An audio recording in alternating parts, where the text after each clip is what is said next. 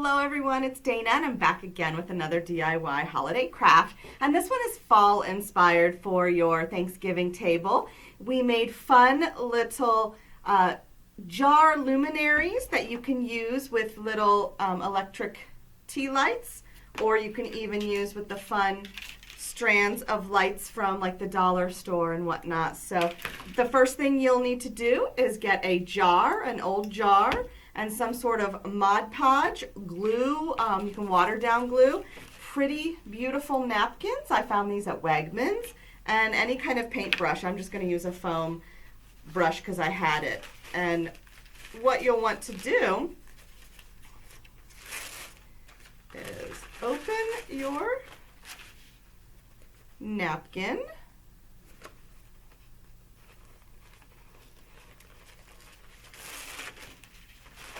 And what you may not realize is that there's actually three or four different sheets depending on the brand of napkin. So try to peel away the first layer of the white napkin, and then you'll see it's still a little transparent.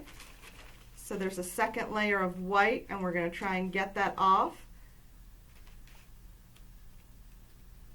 if we can.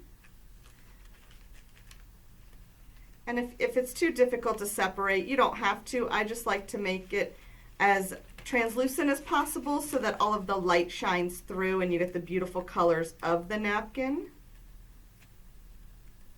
There we go. And it helps if you have a little bit of nails.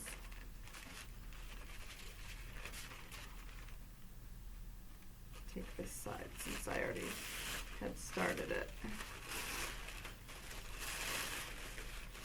And it's okay if it rips.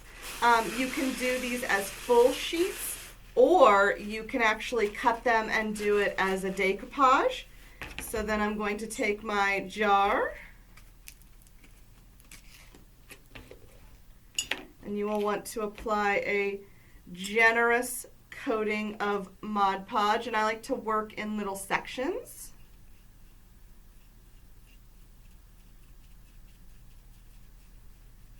Starting with the top, because I like the top right underneath the rim to look nice. So I'll line that up the way I want it. Give it a little pat. Try to smooth out any wrinkles if you can. If not, it's okay. And then just keep going all the way around. So I'm going to keep working on this, and I will come back once the first layer has dried. I'm going to paint on the bottom and on the top, so that helps secure it.